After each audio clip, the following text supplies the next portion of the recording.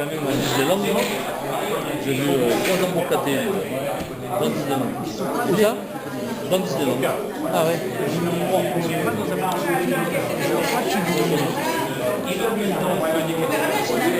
Transformer leur association.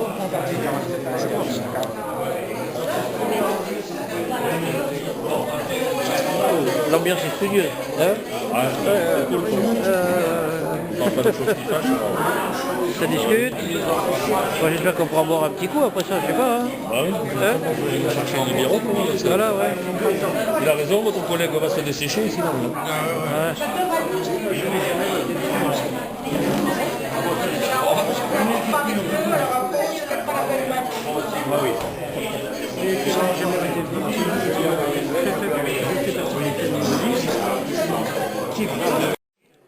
C'est reparti. Il y a Robert là-bas, qu'est-ce qu'il fait? Robert, je te filme. Ah, il y a madame qui arrive. Voilà. Georgette. Je vois que vous avez de la bonne lecture. N'est-ce pas? Ah oui, je l'ai bouffé. Bien sûr. Les deux, mais tu l'as pas. Ah non, non, non, non. Ah, celui-là, il est sorti. Je sais qu'il vient de sortir, mais je ne l'ai pas encore lu. Je ne l'ai pas encore lu. Elle va nous en parler. Ah, mais voilà, ça vient. Bon. Le problème, ça va être de trouver de la place. Arrête d'avoir des photos. J'ai un appareil. C'est comme vous voulez. Oui, oui, bien sûr, bien sûr. Par internet, Sinon, j'en fais pas.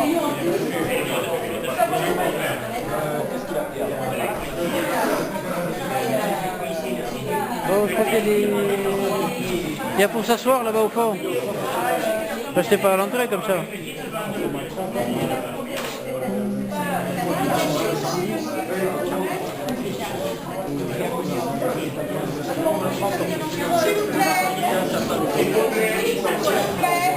Les personnes qui n'ont pas payé l'entrée, ce serait bien de mettre dans le chapeau. Il y a un petit chapeau à l'entrée pour la location de la salle et la sangria qui aura après. Vous mettez 10 € par personne. Merci. C'est pour payer la salle, évidemment. Voilà, vous avez mon adresse internet et mon numéro de téléphone et puis mon nom. Pas côté, Pas loin d'ici. 15 km. Tiens, tiens, tiens. Qui vois-je? Adieu, Luc. Alors. Adieu. Oui, adieu. Je dis pas adieu, je dis Adieu. adieu. Ça veut Ouais, dire, ah, attends, je filme, je filme. Adieu. Oui. Voilà. Bon, allez, on fera un prochain film après.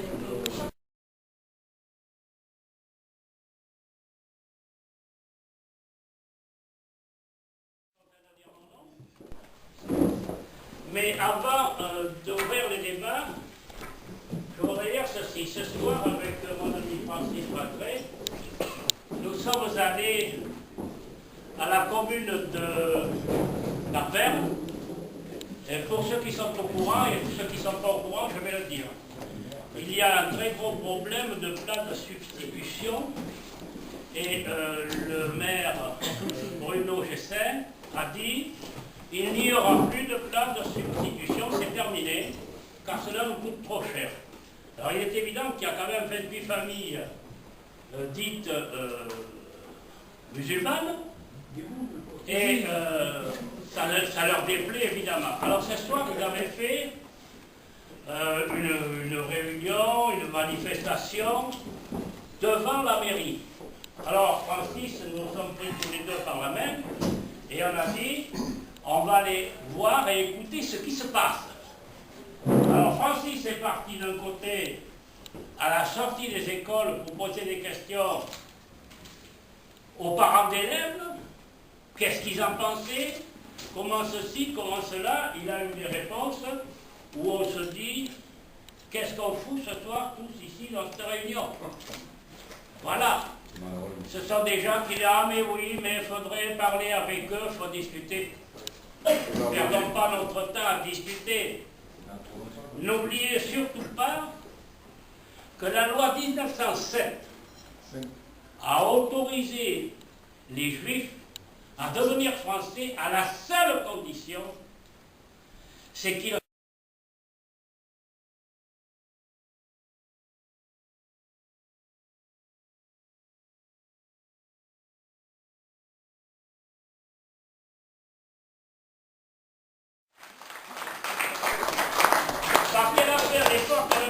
des robes, pour vous dire, je l'ai sortie de la région parisienne, je l'ai tirée par les cheveux, elle est venue parce qu'elle avait des conférences de presse suivies de débats, mais enfin elle m'a fait un plaisir. Je te remercie, Christine, d'être parmi nous, et j'espère que tu vas nous faire maintenant une belle plaidoirie. Oh, une plaidoirie, ça voudrait dire j'ai quelque chose à défendre. Et effectivement, j'ai quelque chose à défendre. Quelque chose à défendre, c'est effectivement la base de résistance républicaine. Alors, j'imagine que beaucoup d'entre vous ne connaissent pas, donc je peux juste vous dire qui on est, ce qu'on est, hein, tout simplement. Il y a 5 ans, enfin presque 6 ans maintenant, il y a un journal en ligne qui a été lancé qui s'appelle Riposte laïque. Et le but de Riposte laïque, c'était essentiellement de rassembler les républicains des deux républiques, donc défendre la République et lutter contre l'islamisation de la France. Et donc j'ai fait partie des premiers rédacteurs de ce journal en ligne, donc depuis 2007, et puis en 2010, on avait énormément de lecteurs qui nous disaient « c'est bien, vous nous dites plein de choses, on apprend ce qui se passe, mais et après, qu'est-ce qu'on fait ?» Alors est venue l'idée de créer une association loi 1901 qui rassemble non pas des lecteurs cette fois-ci, mais des adhérents, des gens qui sont décidés à passer à l'action, à agir.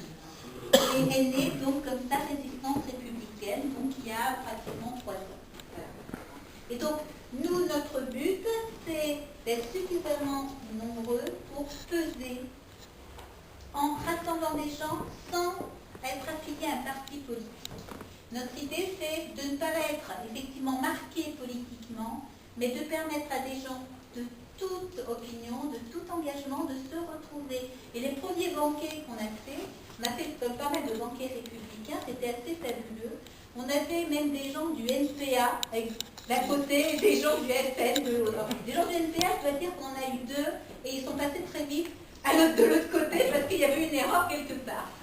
Mais c'est pour vous dire simplement, on a ratissé vraiment des gens de la gauche, entre guillemets, de la droite, du FN. On avait énormément de républicains, hein, des gens du MRT Chevènement, de Debout la République, de Dupont-Aignan, et donc des gens, quelques du PL, quelques-uns effectivement de l'UNP, du FN, bon voilà. Et tous ces gens-là, partout où on est passé, se sont entendus comme les 10 doigts d'une main. Et là, c'est là qu'est arrivée cette idée de constituer de façon informelle, sans avoir l'intention de prendre le pouvoir politique, mais une espèce de front des patriotes. C'est-à-dire cette capacité, on essaie d'avoir cette capacité de rassembler des gens qui finalement évoquent le pouvoir du peuple, le vouloir du peuple. Qu'est-ce qu'on veut, qu'est-ce qu'on ne veut pas, puisque les politiques ne nous entendent pas, puisque les politiques ne veulent pas effectivement nous représenter. Et nous, quand on a commencé, donc en 2010, on était très loin d'avoir le poids de Marine Le Pen qui a été celui en 2012. C'était encore l'époque où on ne parlait pas du tout d'élection, il n'y avait que l'alternance UMP-PS, etc., avec des partis européistes. Hein, et nous, on est des souverainistes, hein, par essence, vraiment on est des républicains dans l'âme. Il est pour nous complètement ahurissant qu'on puisse demander à Bruxelles le droit d'aller faire pipi, parce qu'on en est là. Hein, c'est quelque chose de terrible pour nous. Et donc, pour nous, il n'y avait pas d'alternative. Alors, on ne fait pas de propagande pour un parti, ça c'est clair. On est par contre, et on a vraiment décidé qu'actuellement, dire gauche-droite n'a plus de sens. On est dans un système patriote et non patriote. Et j'ai presque envie de dire patriote d'un côté, islamo-collabo de l'autre. Voilà. Alors, les vieux clivages, la diabolisation, le FN, mon Dieu, quelle horreur, oh, un tel, quelle horreur, etc., ça nous fait rire. Parce que nous, ce qu'on voit, c'est la France en danger. Et ce qui compte, c'est de voir ce qui se passe. Et dans nos luttes, notre lutte principale, c'est contre l'islamisation de la France. Ça, c'est clair, parce que pour nous, c'est un danger majeur. Et ce danger majeur, c'est un outil aux mains des gens qui travaillent pour la mondialisation, pour l'Europe de Bruxelles, c'est-à-dire pour la disparition des États-nations, pour la disparition de la France. Et donc, nous battons vraiment contre tout ça, si vous voulez. Voilà. Alors, que faisons-nous à Résistance républicaine? Alors je remercie, il y a un certain nombre d'adhérents qui ont fait un certain nombre de kilomètres pour venir ce soir, ça me fait très plaisir. Et vous que je ne connais pas aussi, bien sûr, et je vous remercie d'avoir fait ce détour. Alors, ce que nous faisons, pour le moment, c'est vrai qu'on a un adhérent de base qui donne ses 30 € annuels. Et ce n'est pas rien. Parce que donner ces 30 € annuels, c'est ce qui nous permet, s'il n'y a pas assez de sous dans la caisse, de pouvoir payer une partie du train pour que je sois là ce soir. C'est ce qui nous permet de faire la première grande manifestation contre le fascisme islamiste qu'on a fait le 10 novembre à Paris, qui a rassemblé 3000 personnes. Évidemment, quand vous mettez en parallèle la manifestation du 13 janvier avec son million et puis nos 3000, c'est ridicule. Quand vous savez que sur Paris, il y a plusieurs milliers de manifestations chaque année et que la moyenne, c'est 70 personnes, et qu'on n'a eu aucune publicité, au contraire, aucun relais, que c'est que par nos relais à nous qu'on réussit en plein mois de novembre à rassembler 3000 personnes qui ont le culot, en sachant qu'il y a des caméras, de manifester, d'être là et de dire non à l'islam, et on est très contents. On est très heureux. On a commencé notre lutte il y a 3 ans avec l'apéro saucisson pinard du 18 juin. Il y avait 1000 personnes. Les assises sur l'islamisation, il y en avait 1200. 2013, 3000. J'espère qu'on va lancer une manifestation cette année, j'y pense bien sûr, et j'espère qu'on sera 10 000. Parce que c'est notre but, c'est ça. C'est effectivement de rassembler de plus en plus de gens.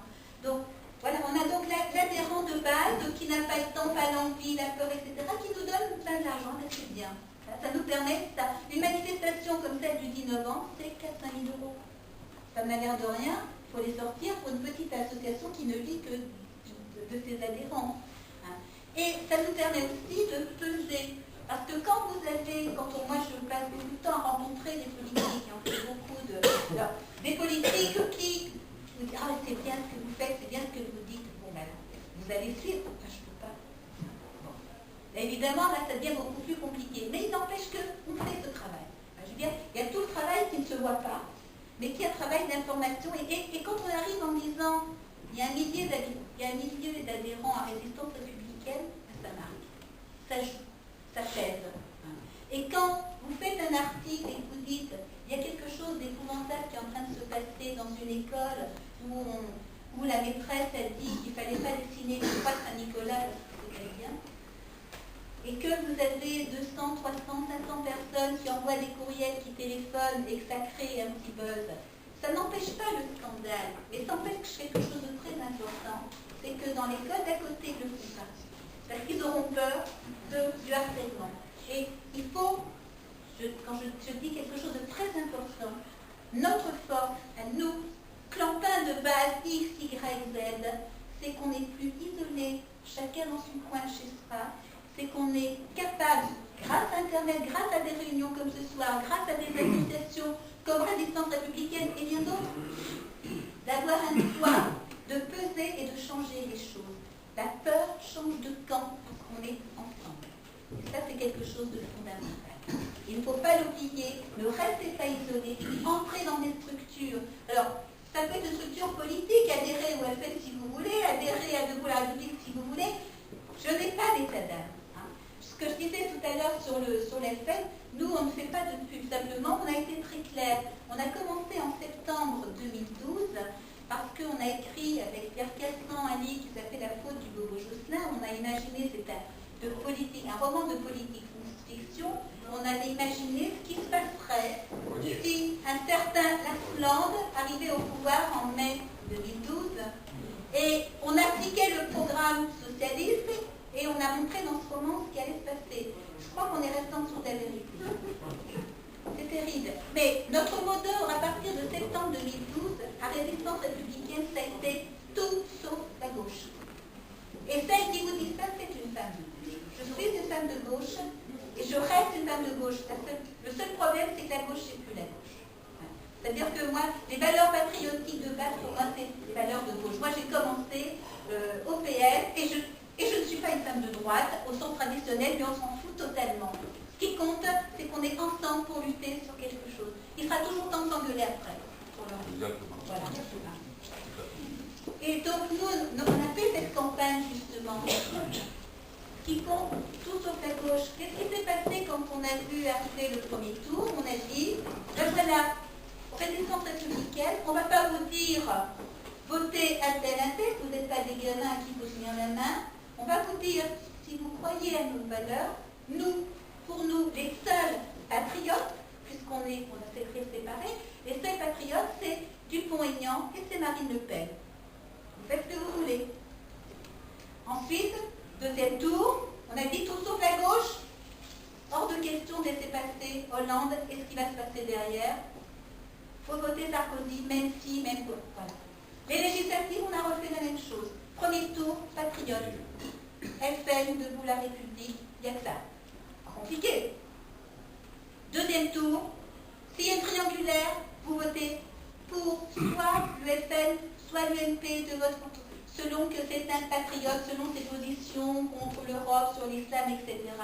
Mais barrage à la gauche.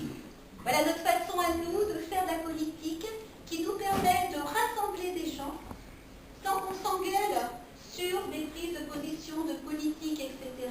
et qu'on aille à l'essentiel. Alors j'étais un peu longue pour vous parler de résistance républicaine, mais ça cible un petit peu peut-être l'ensemble. Et donc, quand Robert m'a appelé, et puis Christine aussi qui a pris le contact, je les remercie de m'avoir contacté. Alors, en plus, ils m'ont contacté la semaine dernière, en me disant tu peux venir samedi? Samedi, je suis prise à Paris. Le lendemain, j'ai une réunion. Mais comment on fait? J'étais attendue dans mon agenda, j'ai un trou le 1er juin. Ah non, c'est pas possible. donc, du coup, téléphone, on a cherché, et puis je fais un aller-retour hyper rapide. Je suis arrivée à 6h de la tâche, je pars à 6h du matin. Voilà. C'est vraiment du rapide pour venir voir un petit peu. Je crois qu'ils ont été tellement secoués, il l'a dit, par l'histoire effectivement de cette cantine, de cette interdiction du port, qu'ils avaient envie qu'on se réunisse, je crois, pour se rassurer aussi. C'est-à-dire qu'on n'est pas tout seul face à ce qui se passe, face à toutes ces horreurs. Et donc il m'a proposé un sujet. Bon. Je suis désolé. Oh, mais vous avez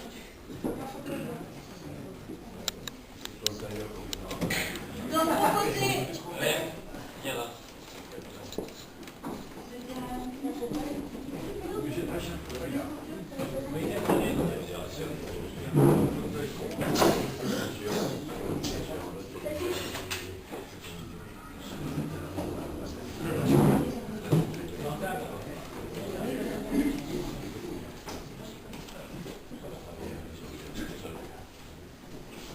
Donc, je termine ou tu te présentes quand même? Oui, non, mais je ne veux pas perturber. C'est raté. C'est trop tard. Alors, tu veux finir la route? Non, mais Je vais finir. mais moi, une fois que j'ai la parole, je finis plus, tu comprends? C'est pas ta chance de ta vie. Non, parce qu'on est venu pour t'écouter. Ah, ça c'est gentil. Et mon épouse surtout qui est une des gauchistes. C'est adorable. Non mais t'as raté le meilleur maintenant. Donc je disais qu'on me demandait de quoi parler. Et finalement, je me suis dit que c'était peut-être pas mal pour commencer, parce que finalement, les santé, ça va être plutôt des questions, des échanges, et des échanges peut-être aussi sur quelle solution. Je vois un de mes amis de RR qui est venu avec le dernier livre que Riposte Laïque vient de sortir, qui est extraordinaire, qui s'appelle Reconquista ou mort de l'Europe. Donc c'est un des meilleurs islamologues de France, qui s'appelle René Marchand, qui vient de sortir ça. Et il a écrit plusieurs chapitres. Et il fait le point sur ce qu'est l'islam et pourquoi l'islam est en France. Et pourquoi il évolue comme ça, et pourquoi l'islam est incompatible avec notre pays. Et il a écrit un 4e chapitre qui dit quelle solution. Comment faire pour qu'en France on ait la pré-école de l'islam, c'est-à-dire qu'on chasse l'islam. On est très clair, on en est là. On a commencé, nous, il y a 3 ans, le premier discours que j'ai fait sur les Champs-Élysées à l'apéro de Sisson-Pinard. Le premier discours, c'était on demande aux musulmans de faire compter les Juifs en 1807. qui est effectivement d'expurger de la Torah les textes incompatibles avec les lois françaises. On demandait ça. Maintenant, depuis 3 ans, on a avancé, on n'a eu aucune réponse évidemment. Les seules réponses qu'on a eues par biais d'articles, de débats, etc., ça a été on ne touche pas au Coran. Donc maintenant notre réponse c'est il n'y a pas de place pour l'islam en France, l'islam est incompatible avec la République et c'est à nous, à vous, de faire le travail chaque jour pour dire, parce qu'on est face à quelque chose de très important qui est les lois antiracistes, ces fameuses lois Pleben, Rixo, Taubira et compagnie, on a un gros problème, c'est que on tombe très vite sous le coup de la justice parce que l'islam et les musulmans sont protégés parce que c'est une religion. Et donc on a décidé, et René l'explique très bien dans son 4e chapitre, on a décidé d'attaquer sur le biais l'islam n'est pas une religion. L'islam n'est pas qu'une religion, et notamment par le biais, ça c'est dans le premier article de la loi 1905, la République garantit la liberté de conscience. Or, l'islam ne permet pas la liberté de conscience puisqu'on n'a pas le droit d'apostasie. Et donc on en est là, dans cette espèce d'avancée, donc tout n'est pas foutu, il y a encore des perspectives, on va se battre. Je crois malheureusement qu'on n'évitera pas une guerre civile, je suis désolée d'avoir à le dire, mais il faut s'y préparer. Si on peut l'éviter, ça sera merveilleux, mais il faut s'y préparer et prendre les précautions qu'il faut et commencer à l'avoir dans sa tête, parce que si on n'a pas la chance, si on ne réussit pas à avoir une alternative politique telle qu'on sorte de l'Europe, qu'on dise non à la politique immigrationniste, qu'on dise non à l'islam, on est foutu. Il n'y a pas 36 solutions, on n'a pas 50 devant nous, je crois, pour retourner la situation. Et à un moment donné, s'il n'y a pas une alternative politique, et je crois, j'espère, en une alternative politique, je ne vois pas comment le peuple français, le peuple de 1789, le peuple de 1940, de 1944, pourrait se laisser bouffer la laine sur le dos et laisser détruire la France et notre héritage. C'est quelque chose qui me semble important. J'y crois. Si on doit ne plus y croire, ben alors là, effectivement, il n'y a plus rien à faire. Nous, on le croit aussi, hein.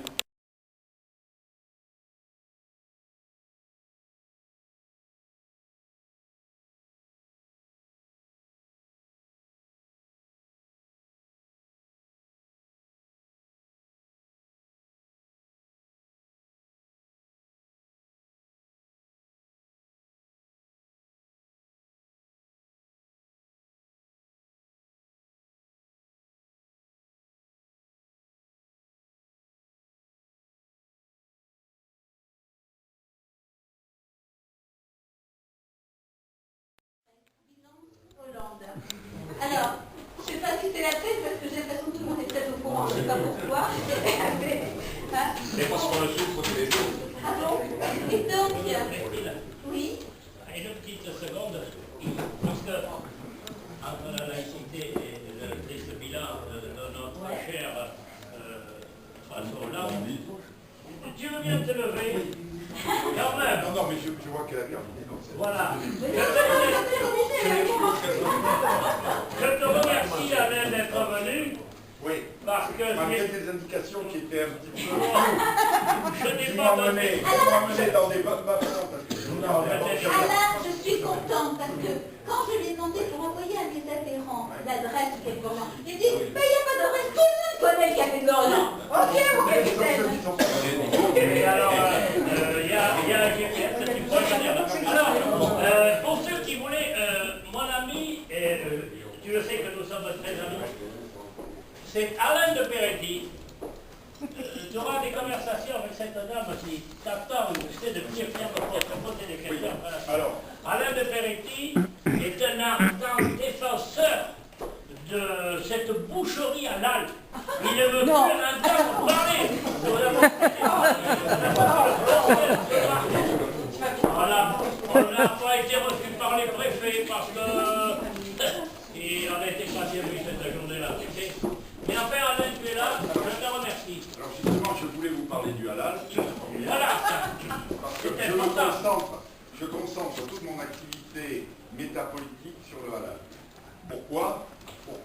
Je vais le dire. Après avoir été un militant politique, je crois, actif, je suis arrivé à la conclusion que le système politique était complètement vérolé et ça ne servait à rien de se battre de façon classique par les élections. Donc les élections ne servaient à rien. Je me souviens, en 68, on disait élection Pied-Jacob, on est en plein dedans. Donc, il faut faire autrement. Il faut être réaliste, il faut être pragmatique, il faut faire autrement. Donc, se présenter à des élections, ça coûte cher, on dépend de l'énergie des militants, on dépend des facultés intellectuelles, et finalement, entre deux élections, là, on se trouve un petit peu à vide. Alors que le travail est énorme. Alors que si on se concentre sur des sujets de société, qu'on les fouille, qu'on les travaille sérieusement, y compris sur le plan juridique, judiciaire et autres, on peut obtenir des victoires. Et on peut mobiliser des gens au-delà d'un certain cercle politique, parce que c'est ça qu'il faut faire. On se rend compte qu'à l'heure actuelle, beaucoup de nos concitoyens sont complètement démoralisés, ils ne sont pas prêts, ils ont une méfiance pour tous les partis politiques, quels qu'ils soient. Mais par contre, ils sont prêts à faire quelque chose. Donc, le halal, je me suis concentré sur le halal, pourquoi? Parce qu'il se trouve que, de par mes parcours professionnels, vétérinaires, j'ai une certaine compétence sur le sujet. Et j'ai été, je crois, un des premiers à mettre le doigt sur l'aspect sanitaire qui était particulièrement grave à mes yeux. Parce qu'on a connu un certain retard dans le développement du combat contre le halal, du fait que ce sont essentiellement les organisations de protection animale qui se sont mobilisées. À juste titre, je ne leur dénie pas le sujet, bien entendu. Mais le problème, c'est que beaucoup d'organisations de protection animale sont menées d'une façon un petit peu, comment dirais-je, pas assez rationnelle. Il y a une part d'irrationnel qui a permis justement à nos adversaires de disqualifier d'une certaine manière, vous savez comment ils ont l'art de le faire, hein, de disqualifier ce combat. Et au départ, je me souviens, j'ai dit que de toute façon, un des problèmes du halal, c'est le problème sanitaire. Ayant fait l'inspection dans des laboratoires au début de ma carrière, je connais les principes. Et lorsque j'étais à l'école vétérinaire, ce qui n'est pas d'aujourd'hui, ça remonte à plus de 40 ans, notre professeur, notre maître nous disait « le doute doit toujours profiter aux consommateurs. Il vaut mieux faire une saisie abusive que d'empoisonner 100, 200, 1000, 10 000 personnes. » Et à l'heure actuelle, d'ailleurs, les problèmes sont d'autant plus aigus qu'il y a une massification de la production et de la distribution qui entraîne, elle aussi, une augmentation des risques. On a bien vu avec les récentes affaires, dont le viande de cheval, hein, donc quels étaient les circuits que ça entraînait, et pour lesquels, évidemment, nous devons englober ce combat contre le halal pour un combat aussi pour un retour à des valeurs notamment culinaires. Parce que ce que mange un peuple, c'est sa civilisation. C'est une affaire de civilisation, donc au-delà même du halal et de l'invasion que nous subissons de la part de coutumes et de pratiques exotiques. Donc, j'avais mis en place une structure d'influence et il a fallu très longtemps pour que, au niveau de conscience, le niveau de conscience arrive sur l'aspect sanitaire. J'y reviendrai tout à l'heure plus en détail. Et puis, chemin faisant, bien sûr, je me suis rendu compte des problèmes divers que posait le halal à notre société, puisqu'il y a une entorse à la laïcité, hein, à tout point de vue, puisque finalement, le consommateur lambda subventionne l'islam au travers de la taxe halal. Une taxe qui est de 10 à 15 centimes, officiellement, parce que les circuits, vous savez, on parle de l'Orient compliqué, mais les circuits de financement sont excessivement opaques. Et c'est certainement beaucoup plus que ça. Mais lorsqu'on vous dit ça, il faut toujours avancer des faits avérés. Si on veut être pris au sérieux, il faut toujours des faits avérés. Donc, c'est pas moi qui le dis, c'est M. Kamel Kaptan, le recteur de la Grande Mosquée de Lyon, qui est un des 3 organismes certificateurs. Il dit qu'il touche 10 à 15 centimes. Alors s'il le dit, c'est que c'est sans doute vrai. C'est sans doute vrai. Donc je vais vous donner les références, vous les avez sur le site Vigilance Halal que j'ai l'honneur donc de traiter. Avec quelques amis. En plus, tu as les budgets, souvent le budget est indiqué. Voilà. Et ce qui amène la mosquée de Lyon, rien que la mosquée de Lyon, a touché officiellement dans les 900 000 € par an.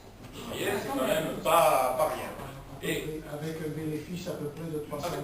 Voilà. Alors cet argent, on sait très bien, en France, il n'y a pas eu d'enquête de fait puisqu'on a une casse journalistique qui n'enquête pas. Qui se contente de reprendre des dépêches d'agence et de les répercuter comme des perroquets. Mais au Canada, donc des journalistes d'investigation ont démontré que la taxe halal permettait de financer les circuits terroristes.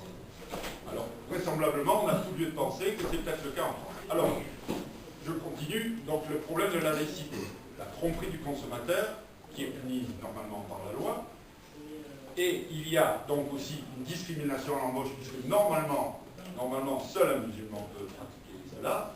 Et il y a un problème philosophique qui a été soulevé notamment par Mme Malika Sorel-Suter, qui parle d'une muraille identitaire pour isoler les musulmans qui sont dans le Dar al-Harb. Vous savez, la terre de la guerre, c'est-à-dire la terre de conquête. Et d'ailleurs, je peux vous donner un élément de réflexion qui va vous permettre de vous faire une idée de la duplicité de l'islam. À savoir que la Nouvelle-Zélande est un pays qui n'abat pas halal, qui a refusé, et qui a même interdit un peu plus tard, parce que il y avait des problèmes, qui a interdit aussi le kasher. C'est pareil. Oui, c'est pareil, c'est exactement pareil, mais il y a quelques petites différences que je vais vous dire si vous voulez. Bon, ils l'ont interdit. Or, vous savez qu'une des principales ressources de la Nouvelle-Zélande, c'est le mouton. C'est le plus gros exportateur de moutons. Et notamment en direction des pays du Golfe. Et là, comme c'est le Dar al-Islam, donc tout le monde, il n'y a pas d'islamisation à faire, ils s'en foutent de manger du mouton non halal. Ils s'en foutent complètement. C'est une stratégie de conquête, le halal. Donc par l'isolement de la communauté pour éviter qu'elle ne se fonde dans la communauté d'accueil. Ça c'est très important à entreprendre et c'est sûr un des points sur lesquels il faut se battre. Alors, nous avons entrepris une stratégie de communication, entre autres par des autocollants. J'en ai amené des exemplaires, où on reproduit un petit peu les paquets de cigarettes, fumez-tu ou nuit gravement à la santé, nous avons mis manger halal, nuit gravement à votre santé. Bon, ça vous pouvez coller quelque part. Donc, vous pouvez en commander pour la modique somme de 8 € les 250 sur le site de Vigilance Halal, ou vous les commandez ce soir si vous voulez, je vous les envoie. Donc ça c'est une première chose. Et puis parce qu'en fait, il y avait quelqu'un qui s'appelait Charles Maurras qui disait qu'on pouvait se battre par tous les moyens, même légaux.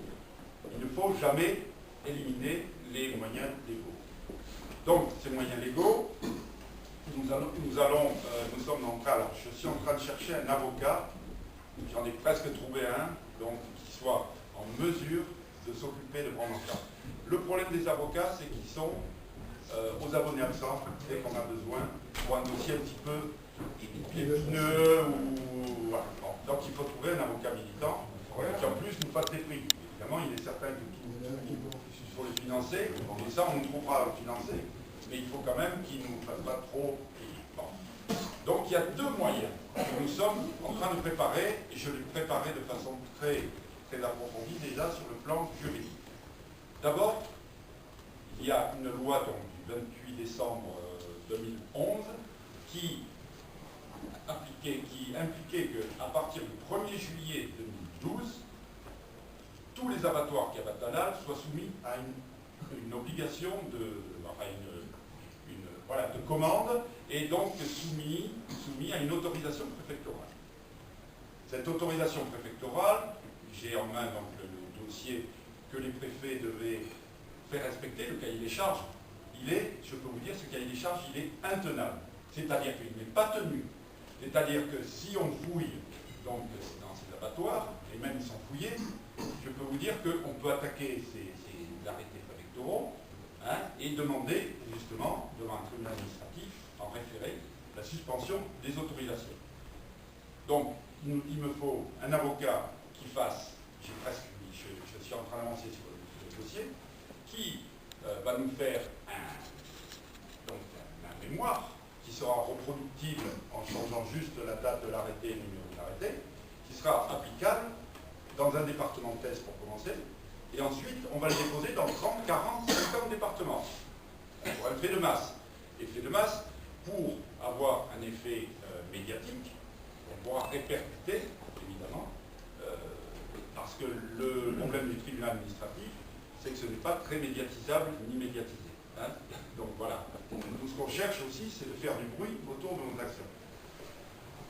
Donc, et deuxième niveau, et là il faut réfléchir sur le plan que je vous l'ai dit, soit une attaque au pénal en national, pour empoisonnement et en infraction au principe de précaution.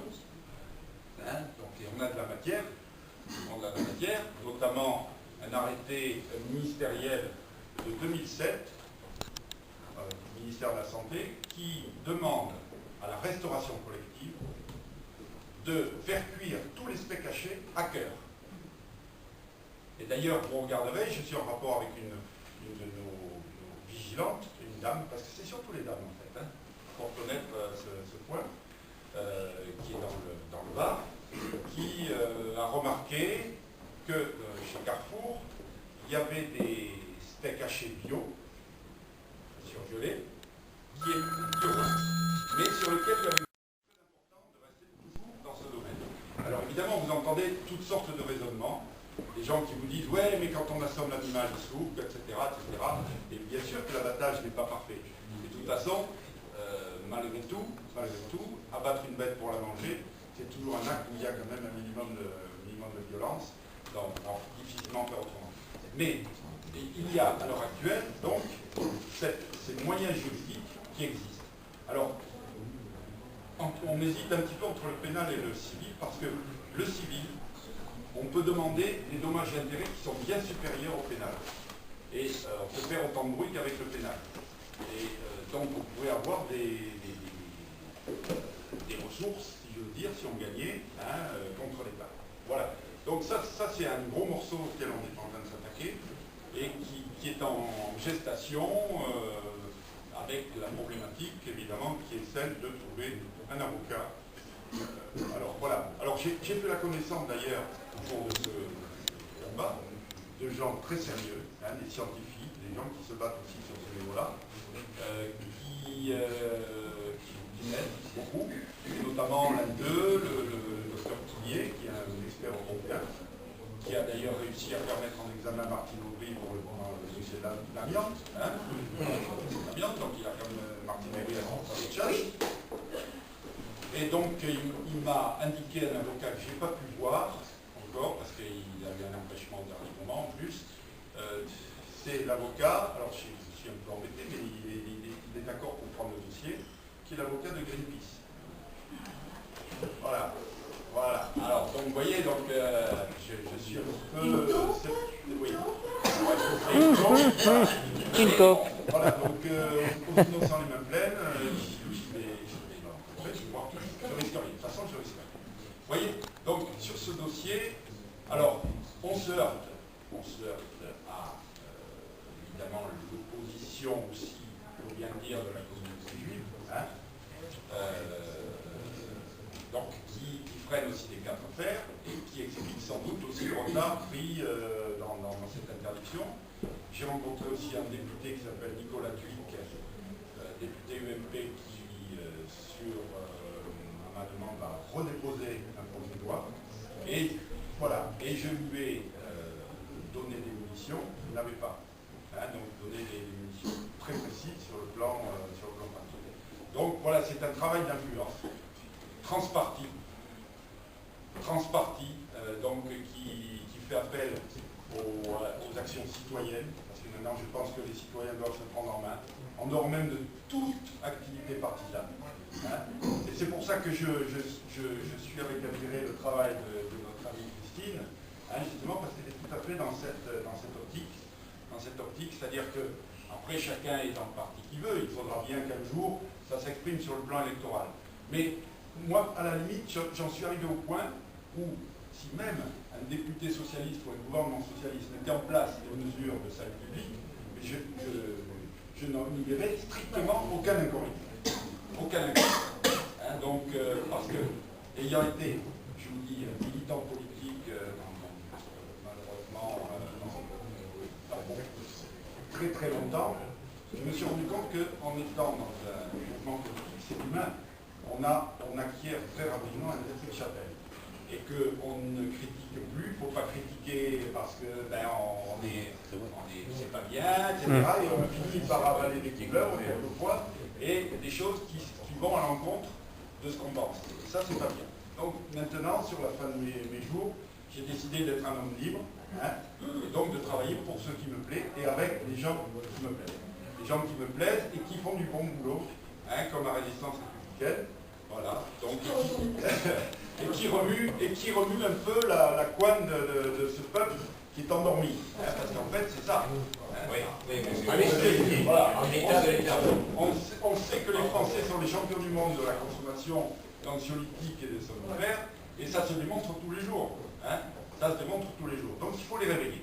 Il faut les réveiller, sonner le tocsin, et de façon intelligente et sur des sujets qui les touchent. Le halal, c'est un point, mais il y en a d'autres. Il y en a bien d'autres. Il y a des sujets sur lesquels, bon, la condition de la femme, hein, donc aussi, c'est quelque chose qui touche les gens, parce que dans notre société, malgré tout, il a fallu du temps, hein, pour ça, mais il y a eu un long travail au cours des siècles et des siècles, hein, notamment avec l'amour pour toi, etc., où on a appris à ce qu'il y ait des relations femmes, même si c'est souvent conflictuel ou difficile. Mais qu'est-ce que c'est ça? Mais voilà, mais c'est pas moi.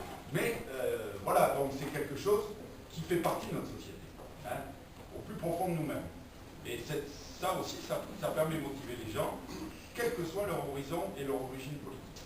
Voilà les quelques mots que je voulais vous dire. Donc, je vous ai amené aussi des petites fiches de synthèse que je ne sais pas si on aurait assez. Je ne pensais pas qu'il y aurait autant de monde, donc bravo Robert, hein, pour ton boulot. Il en avait plus. Pardon? Il en avait plus. Il en avait plus, ouais, donc c'est pas mal. C'est la première, dans un contexte où les difficultés de mobilité, en quelques jours, moi je dis chapeau, c'est bien. Donc voilà. Et à partir de là, c'est un document de synthèse que j'ai fait sur le halal avec une coupe anatomique qui vous permet de vous faire une idée. Tu nous as fait déconcerter, une coupe anatomique, enfin je ne crois pas. On n'est pas venu pour ça. Tu l'as sur ton anatomique. Non, parce que... T'as un site. Oui, j'ai un site. Ouais. Vigilance halal, vous tapez Vigilance halal où il y a tout ce que vous voulez savoir sur le halal, pratiquement. Bon, il y a certaines nouvelles que je ne donne pas, mais par contre, toutes les bases, notamment les bases juridiques et enfin, donc scientifiques. Hein, donc, parce que c'est ça, il faut rester dans ce domaine. Parce que même les gens qui vous disent « ouais, mais notre avantage n'est pas parfait », c'est vrai, mais au moins, nous sommes dans une société qui cherche à progresser, qui n'est pas bloquée il y a 14 siècles. Parce que ça a été écrit dans un livre, soi-disant dicté directement par Dieu. C'est ça, c'est parce que c'est ça le problème. Donc, on est dans une société qui, avec un cas, quand même, arrive à progresser. Et parce qu'elle applique, de moins en moins c'est vrai, mais elle applique quand même la raison humaine aux choses matérielles. Et c'est ça dont il faut. Et alors, je terminerai. Je parle Parce que je trouve que tu exagères un peu, c'était moi normalement là. Oui. Voilà, je terminerai. En ce qui concerne, parce qu'on va vous parler de l'abattage cachère. C'est vrai, l'abattage cachère, c'est exactement la même chose que l'abattage cachère. Les mêmes problèmes. Seulement, qu'est-ce qui se passe? Le cachère, c'est moins de 1% des abattages. Ils sont présents sur le territoire depuis longtemps, hein, donc déjà en 1807, on leur a, ils ont été obligés de mettre de l'eau dans le bain. Hein, et donc cet abattage n'a jamais dépassé le cadre de la dérogation. Et il y avait une dérogation, et c'était le cas de la dérogation. Alors évidemment, il faut savoir que dans l'abattage cachère, il y a 7 bêtes sur 10 qui sont recalées. qui partent dans le circuit normal. Mais ça représente très peu. Et dans les 3 qui restent, on a la moitié qui part Ouais, la dans le moitié, secteur voilà. normal, parce que toute la viande qui est contre L'arrière. l'arrière du côté du asiatique Ouais. est impropre à la consommation. Mais si vous voulez, donc à la limite, l'abattage cachère serait tolérable parce qu'il reste dans les limites de la... Et il n'y a aucun commun de la vie. Voilà. C'est-à-dire que vous n'avez jamais, depuis le temps qu'il y a des juifs qui mangent cachère, vous n'avez jamais eu de revendication pour qu'il y ait du cachère dans les cantines. Voilà. Vous n'avez jamais eu de revendication pour qu'il y ait plus de pain dans les Il n'y a pas l'esprit conquête. Donc c'est vrai que même si la lutte de base est la même, il ne peut pas comparer. C'est pour ça que mais il faut se méfier d'un raisonnement spécieux qu'utilisent beaucoup de gens qui ne veulent pas aborder les problèmes. Ils font un faux équilibre. Hein, l'histoire du pâté de l'alouette, un cheval, une alouette. Donc, et ils font l'équilibre. Donc on vous dit, ouais, vous ne parlez jamais du cachère. Pourquoi on n'en parle pas? Il y a des bonnes raisons. Et on peut les donner, ce sont des arguments rationnels. Voilà. Je termine avec une question. Une question.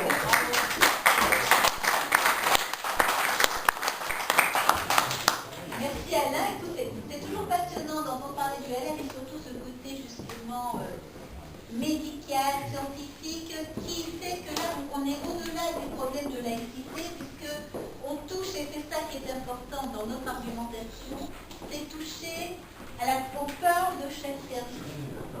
Quand vous luttez contre une mosquée, contre la construction d'une mosquée, si vous dites aux gens « Oh, c'est pas bien, c'est gênant, pour X raison, c'est pas de scripture », tant que les gens ne voient pas dans leur vie quotidienne de changement, ça ne pose pas de problème. Par contre, si vous commencez à leur dire « Est-ce que vous avez conscience que votre maison, qui est dans le quartier de la mosquée, vous allez plus pouvoir la vendre, ou bien si vous la vendez, vous allez perdre 50-60% de sa valeur », ça commence à toucher les gens. Si vous commencez à dire aux gens, est-ce que ça ne te pose pas de problème, qui est sans arrêt dévoilé, et des gens qui passent le truc devant chez toi et qui empêchent les gens de passer parce que c'est vendredi, là, les gens commencent à être touchés. Et je crois qu'il faut qu'on utilise bien sûr tous les arguments intellectuels qui existent et qui sont nécessaires dans une argumentation. Mais je crois que sur le halal, l'argument du principe de précaution est celui qui pousse le plus. Rappelez qu'il y a 100 gosses qui meurent par an en France à cause de la bactérie E. coli que l'on retrouve justement liée à l'abattage halal. Et on n'a rien. Rappelez ça simplement aux gens qui disent et qu'est-ce que ça a le même goût et autres. Non, c'est autre chose. C'est quand même quelque chose d'important au niveau d'argumentation que chacun se sent toucher. Ah bah ça oui, non, mais c'est 2 poids 2 mesures tout à fait différentes. Ah bah non, mais par contre vous vous rendez compte, un peu de peur dans des kebabs à Bruxelles, quelle horreur, quel scandale, quelle curiosité. Et donc tout ça c'est bon, je pense qu'on a déjà passé pas mal de temps, je ne veux pas non plus me casser la tête avec un exposé théorique, je veux juste reprendre quelques lignes sur le bilan des 10 mois de Hollande. Je crois qu'il y a 4 grands aspects qui nous disent exactement ce qui est en train de se passer depuis 10 mois. Et depuis 10 mois, je crois qu'il n'y a pas un seul jour qu'ils n'ont pas inventé quelque chose qui nous emmène vers une autre civilisation. La fameuse autre civilisation que Aubry appelait ses voeux avant même d'être candidate pour la candidature. C'est-à-dire vraiment le rejet de ce qu'on est. Alors la toute première chose, c'est bien sûr les attaques contre la laïcité. La deuxième, c'est les attaques contre l'identité française. Attaques qui sont faites de façon très claire. Je veux juste énumérer quelques petits points. Il faudrait écrire un livre, mais juste pour rafraîchir la mémoire, qu'on s'est appris pour après